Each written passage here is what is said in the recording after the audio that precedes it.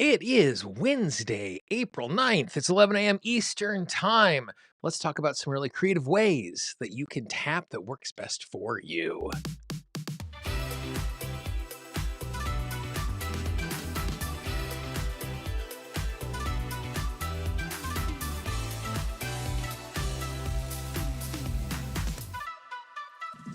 Welcome to Wednesdays with Gene. I am the eponymous Gene Montrastelli. These live streams, these tap-alongs, these replays, these trainings are sponsored by the Tapping Mastery Academy. We'll be talking about that in just a moment. Today, what we're going to do is we're actually going to spend some time talking about some creative ways that you can go to craft tapping scripts that work the best for you. But as always, before we jump in, as we do all of this, we want to put ourselves in our body. We want to be fully present to what is in front of us. So what we're going to do is just for the next 90 seconds or so is we're just going to do a little wordless tapping. So take a nice big deep breath for me. Feel yourself in your body. Just notice what's going on. And for the next minute and a half, just move from tapping point to tapping point.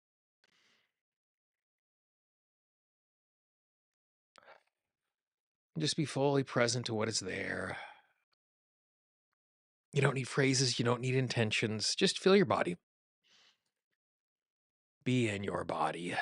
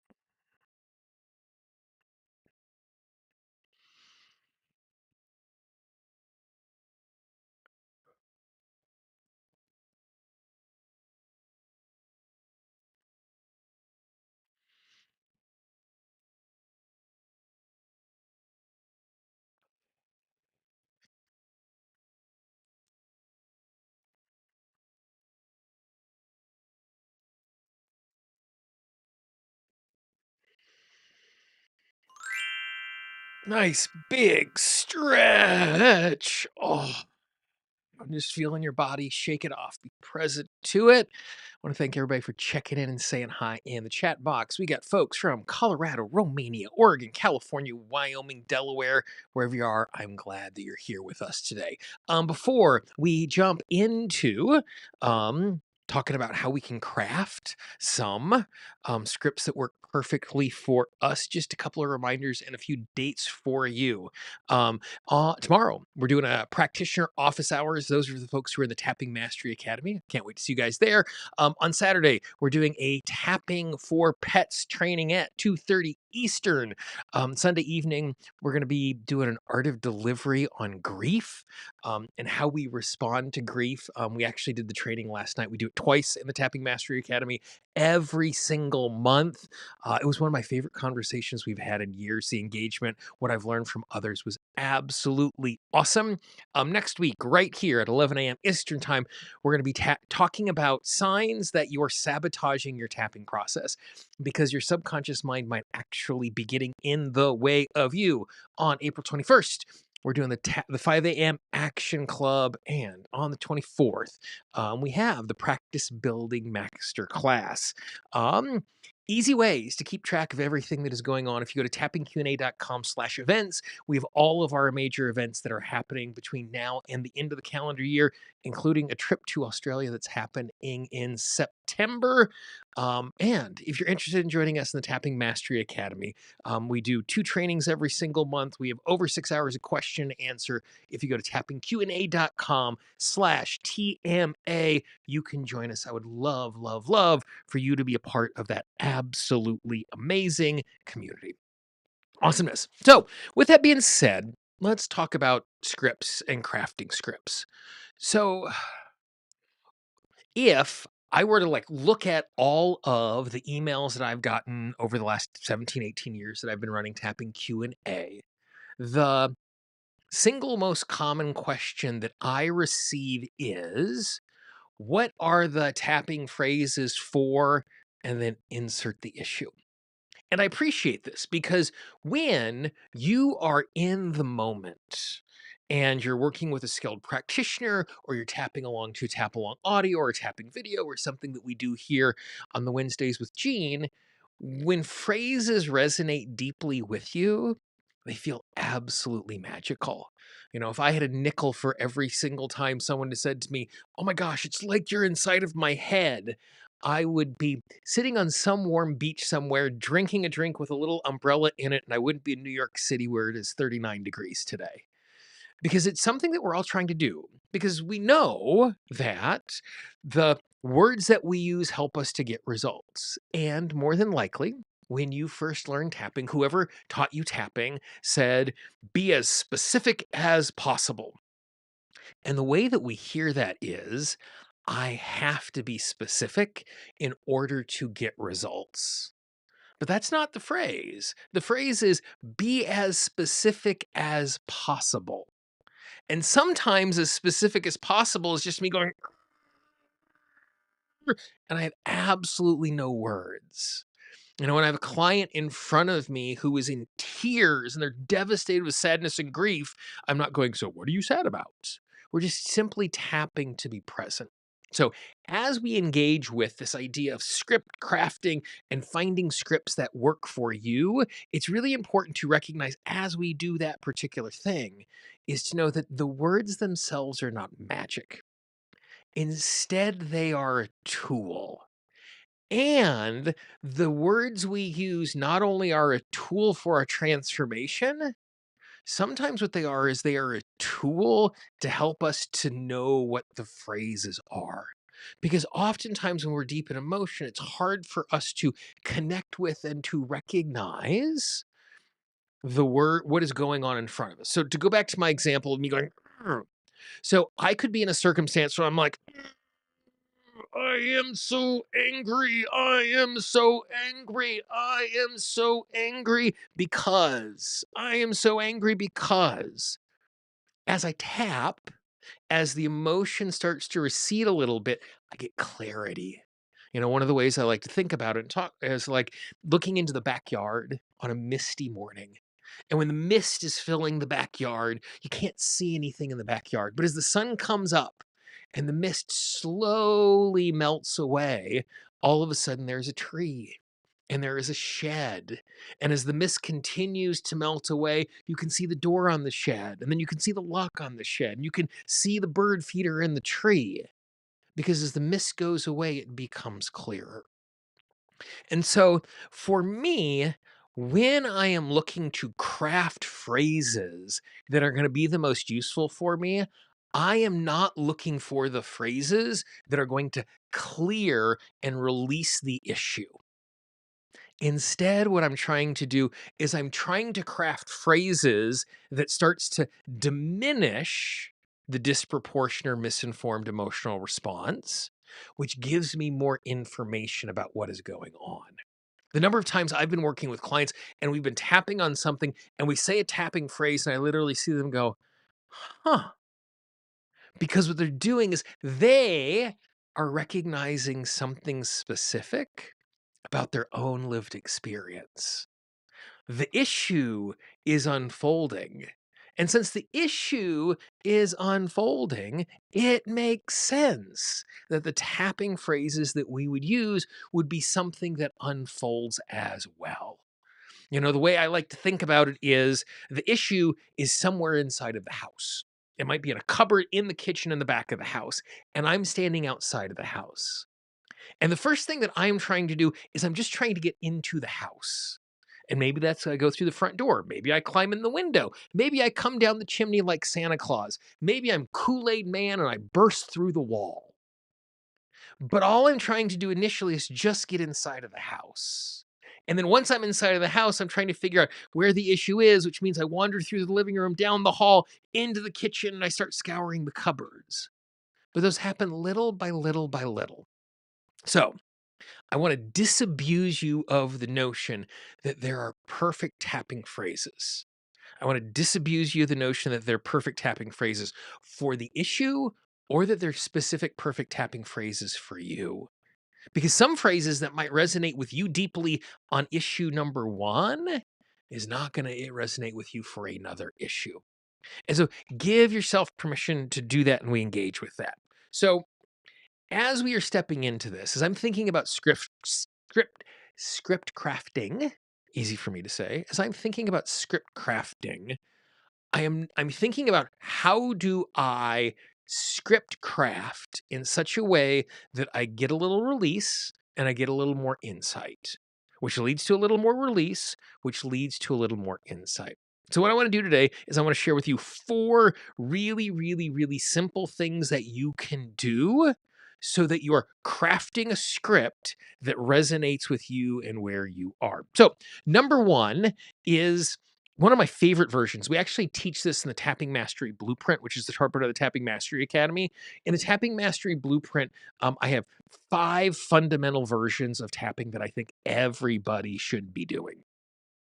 And one of the steps of it is where instead of trying to come up with information to tap on, what you do instead is you pretend someone else has the issue. And it's really, really interesting that, again, I hear all the time from my clients, particularly my clients who are practitioners, is I will share some insight with them. I will give them a reframe. I will do something like that. And they go, "Oh," I say that to my clients all the time. And it's so fascinating that we are so good at giving advice and having perspective when someone else is having the issue. And when we're in the middle of it, we're stymied. And what's really, really interesting is our brain allows us to disassociate so that we can see something from a different perspective super, super easy.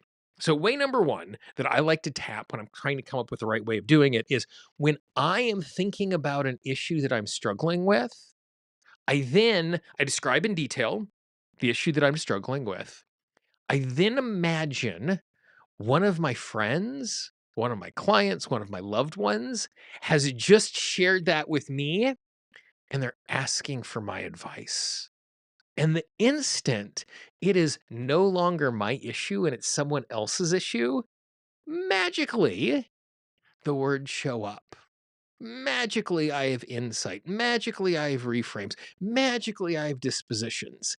And because I am coming up with the advice, one of the things that happens as advice givers is we have a tendency to give the advice that would be useful for us because we're coming from our worldview.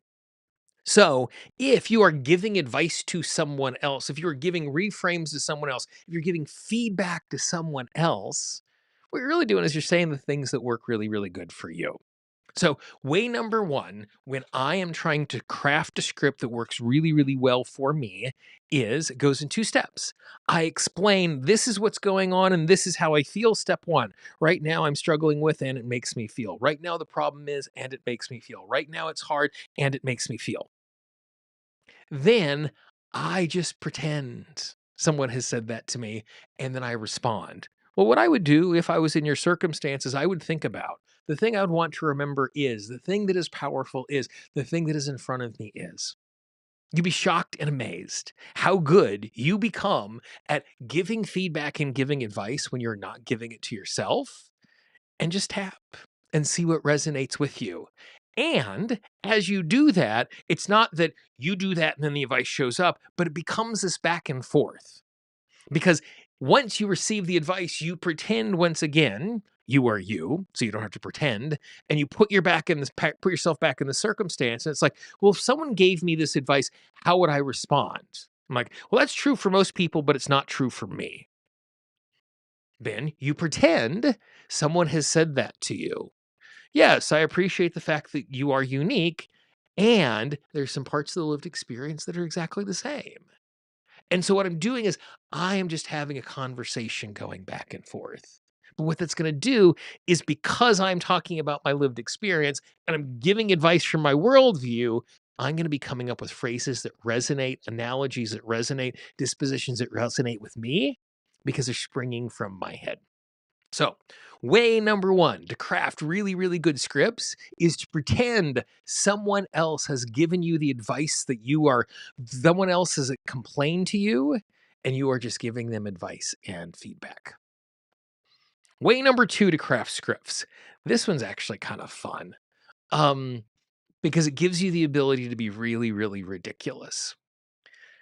One of the things that I appreciate about small children, because I don't have any of my own and I get to bounce in and out of their lives, is how small children are unafraid, unabashed, and unashamed to say exactly what they think.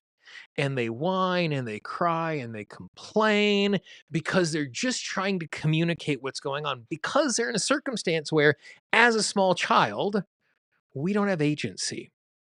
As a small child, we have control over so few things that in order for us to have our needs met, we have to have the adults in our life take care of us or give us permission or give us space or give us the things that we need. So, my second favorite way to tap when I'm crafting scripts like this is I just become a whiny, whiny, whiny 5-year old. And this is actually really easy for your subconscious mind because your subconscious mind is a whiny 5-year old.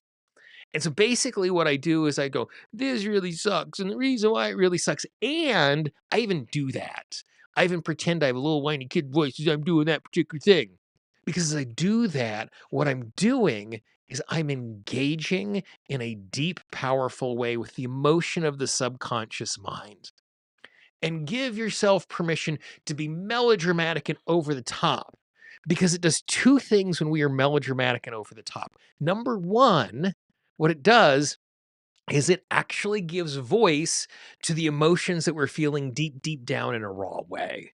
Between the time we're having the emotional experience and the thought from the subconscious mind and it comes out of our mouth, in that process, we can be in a situation where we filter, we reframe, we feel like we're not allowed to say certain things out loud, we feel like we're not allowed to admit them to ourselves.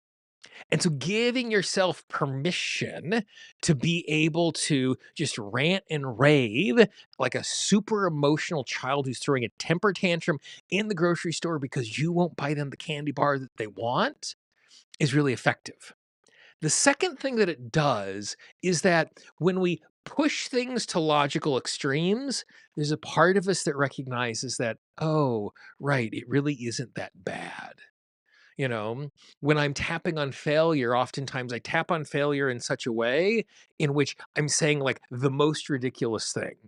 You know, if I am unsuccessful, it doesn't mean a bunch of baby seals are going to die. It doesn't mean my house is going to burn down. It doesn't mean like I just say these ridiculous things that I know are not connected to what is going on. Because when I start to provide that contrast between what are the consequences of this not working out and what are the consequences in the world, and that's not to diminish things not working out. We're allowed to be emotional about things not working out. But again, the goal is a proportionate, well informed emotional response. And so, a proportionate, well informed emotional response can be sadness, can be disappointment, can be overwhelm, can be devastation. But I want to make sure it's at the right level. And so when I become the super, super, super whiny kid who thinks the world is against him, the part of me goes, okay, it's not really that bad. And it immediately starts to recalibrate what is going on. So, way number two that I like to craft scripts is I just pretend I'm a whiny because sometimes I'm a giant grumpopotamus. You know, the grumpopotamus is our little mascot. It is okay for us to be a grumpopotamus. It's okay for us to tune into those emotions. And sometimes when we turn the grumpopotamus up into a 5-year-old grumpopotamus, what it does is it puts us into a position where it's easier and it's safer for us to articulate what is going on, which will make the tapping even more powerful. Number three, I really love taking the words of others to see how they resonate with me. So I have over the years have tapped on lots and lots of things. I have tapped on poems, I've tapped on the Tao Te Ching. I have found things that are really, really useful. And so one of the things I did this morning getting ready for this is I just did a quick little Google search and I just typed in affirmations. And I found my way to goodgoodgood.co, and they have a little article on affirmations here. Positive affirmations for a life of change, positive affirmations for every day. And so, what I like to do is I like to take affirmations and I like to tap on them. And the reason why I like to tap on them is twofold. One is it reinforces the things that are true, but two, it gets all of those tail enders that come springing from the subconscious mind that tell me, no, we don't believe that because. So for example, as we look at the list that is here right now, and I tap, today is a new opportunity to make a positive impact. Now, because I've already done my morning tapping, I've had a great cup of coffee, I'm rip roaring ready to go. Like that resonates with me. But I am grateful for this life. Well, if there's a part of me that is struggling, if there's a part of me that's overwhelmed, it's going to go, no, we're not. Life sucks right now. Can you believe what's going on with your health, with your family, with your relationships, with your job, with the economy, with the world? Those things come bubbling up. I'm confident and I believe in myself. And my subconscious mind goes, no, you don't. That is just a bunch of bluster. It is not true. And so by saying these positive affirmations, what it does is it pushes, it pokes. Again, the goal of me tapping and saying phrases is to get inside of the house and get as close as possible to what the issue is. And so, if I'm saying an affirmation, it does one of two things. It either heightens and enhances that feeling inside of me, or it creates all of this pushback from my subconscious mind that's telling me why that's not true. And as that pushback is happening, lo and behold, I am tapping while that pushback is happening. So, even if it's just spinning in my subconscious mind, I'm tapping on what's coming up. And because it's coming from my subconscious mind, it is about me. So you can find affirmations anywhere. You can find affirmation calendars. You can search online. You can find books. Doesn't matter where you find them. But tuning into them. And then for me, one of the things that's super, super important as I'm doing that is I like to just go to my tapping tracker and write that down so I know to come back to that again. So, number 4, which is similar to the tapping affirmations, is years ago, I created a setup phrase generator. Um, and what happens is that, when we encounter tapping, most of us for the first time, particularly if we're taught from someone who studied with Gary Craig or in the lineage of it, in the basic recipe, Gary Craig would have us tap on the side of the hand and say, even though I have this issue, I completely accept myself. Over time, it became I completely love and accept myself. And I created this in 2011. I created this 13 years ago. And one of the things that happened and one of the things that I realized is that some of my clients really resisted saying, I love and accept myself. And I actually find in some circumstances it's unuseful to say that. Not that loving and accepting myself is unuseful, but if I'm tapping on a pain in my knee and I say, even though I have this pain in my knee, I love and accept myself, part of me goes, no, you don't. You don't love and accept yourself. So all of a sudden, I've gone from tapping on a pain in a knee to tapping on self esteem issues. So as I was thinking about that, what I did was I came up with a whole bunch of phrases. You can see a couple on the screen. Even though it may not be safe for me to get over this issue, even though I have this issue, even though I don't know what is going to happen to me tomorrow. So I took a bunch of those and I did a bunch of other things. I'm willing to learn and accept myself. I am worthy of better and I am willing to accept this without judgment. And so basically I created these two lists. And I have a list of A, which are a bunch of even those phrases, and a list of B, things that I want as an outcome. And so I created a little website that what it does when you go to the website is it gives you 10 randomly generated setup phrases. So I think the combination is, it's been a long time since I've done the math, but I think this particular website, and I'll share the link with you here in just a moment, produces 2,500 unique setup phrases. Now, of these 2,500 unique setup phrases, 2,500 of them are not going to resonate with you. And some of them are not going to resonate today. But what it does is it gives you a chance to go through and find some that resonate with you. So as you see here, oh, hold on just a second. We're going to go like boop, like that. There we go. Clicking on the wrong spot. So here we go. So let's just tap. I am willing to learn to love and accept myself, even though it may not be safe to get over my issues. Even though I have this issue and I believe I am worthy of better, I'm willing to accept this without judgment. Sometimes it makes sense, sometimes I don't. I know that I can find healing even though I don't know what is going to happen to me tomorrow. I am still a wonderful person, even though I have this issue and I want it to stop. Now, as we go through this, some of them are going to resonate with you and some of them are not. And so this is the way that I use this particular page to get the most out of my tapping is I will go through this. And again, if we just go and we refresh the page, boop, it gives you 10 more phrases. Even though I have this issue and I can't take it anymore, I choose to allow my subconscious to work it out. I know I am more than this one aspect of my life, even though I don't know what's going to happen to me tomorrow. So you can even see that little phrase showed up a second time. Even though I have this issue and I don't know what's causing it, I know I can find healing. So you go through the 10 phrases, and again, I'll share the link with you in just a moment. We'll also put it down in the comments afterwards or in the description down below afterwards. Is that I will go through this, and after I have 10 phrases, I will find 3 or 4 phrases that resonate with me and I'll write them on a little note card. And so then throughout the day, I'll set a timer, and every 3 or 4 hours, timer goes off. I'll pull the note card out and I'll take the 3 or 4 phrases that are on there and I'll do a round of tapping for each one of those 4 phrases. Then what I do is I come back the next day and I do the exact same thing. I go to this page, I reload it, I tap through all 10 of them that it presents to me. I take the 2, 3, or 4 that resonate with me and I write those on my little note card as well. So now I have a couple of phrases from day 1 and a couple of phrases from day 2. So then when my alarm goes off, I don't tap on everything that's on there, but I randomly select a couple of them. And the ones that resonate, I tap on those again. Now, at a certain point, one of these phrases might stop resonating with you because there's been healing, because there's been transformation. And if that's the case, I just cross it off my list. But over the course of the week of what I'm doing is by getting 10 random phrases and finding 2 or 3 of them that resonate with me, what it does is it puts me into a position where I am able to find the phrases that work perfectly for me. The goal is not to find perfect phrases. The goal is to find the useful phrases that are going to work for you today. Let's see here. Let me find my button here. So if you want to find the setup phrase generator, if you just go to tappingqa.com/setup, it's free. It's just on the website.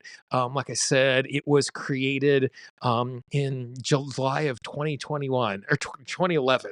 And it's just sitting there for you. Refresh the page, go back to it over and over again. So quick review. Number 1, give advice to someone else around the issue that is yours. You'll find absolutely beautiful phrases. Number 2, be a whiny little kid and be super emotional and throw the biggest temper tantrum in the world. Give yourself permission to be the biggest grumpopotamus in the history of the world. Tap and whine and tap. Number 3, find things that resonate deeply and spiritually with you. Poetry, prayers, affirmations. Not all of them are going to work. Not all of them are going to work forever, but find the ones that work for you. And then number 4, use the setup phrase generator. Find some phrases, engage with them. And what's going to happen is over time, and again, it's super useful. This is the reason why we use our tapping tracker. Download it for free, tappingtracker.com. The reason why we use the tapping tracker is it gives us a chance to go back again and again and again and resonate with those. You know, our fun little friend here over my corner is filled with insights from some of the tapping sessions that we have done on these Wednesdays with Gene, because the wisdom of you sometimes resonates deeply with me, and I want to capture those particular things. So, high level, give yourself permission not to be in a circumstance where you have to have the right answer all the time. There are no perfect phrases. There are no perfect phrases for the issue. There are no perfect phrases for you. Instead, we are in a circumstance where there are perfect and useful phrases in the moment. and they're perfect because they're useful. They're not perfect because they're magic. And the beautiful thing is, it costs me 4 seconds to tap on a tapping point and say something that might be useful and might not. So the big takeaway from this is to give yourself permission to recognize, number 1, the phrases are about focusing us in. They're not about getting it exactly right. Number 2, we don't have to have access to the core issue for this to be successful. And number 3, each time we tap, each time we tune in, because we're changing the landscape of what's inside of us, we're also getting insight as we engage with all of that. So that is one of the ways that I like to think about tapping as we engage with all of that stuff. As a reminder, next week we are coming back here. I haven't updated this. We're going to talk about signs that you are self-sabotaging your tapping. If you are looking for access to our calendar and everything that's going on, tappingqna.com/events, tappingqna.com/TMA. If you'd like to join us for the Tapping Mastery Academy, and I would really, really encourage you to go over, play with the setup phrase generator, see what that generates for you. And if you want, go in the comments down this particular video or on that particular page. There's a comment section down below. Share some of your favorite phrases that came up. It's really fun to hear the ones that resonate with other people. So you don't have to keep generating it to get to all 2,500 of them. You'll find phrases that work with other folks as they're working their way through that. As a reminder, we are here every single Wednesday at 11 a.m. Eastern Time. Go to tappingqna.com if you haven't done so already. Get in our mailing list so you get the announcements, you get the calendar, you get everything that is coming. We're actually working on Wednesday with Gene website as well, so you can go back and easily find all of the past broadcasts. But you can right now on the screen. If you're watching this after the fact, you will see that there is a playlist. This is episode 17. We've been doing these since December. Every Wednesday we are here. Thanks for hanging out with me live or after the fact. I look forward to talking with you and tapping with you again real soon. Bye-bye.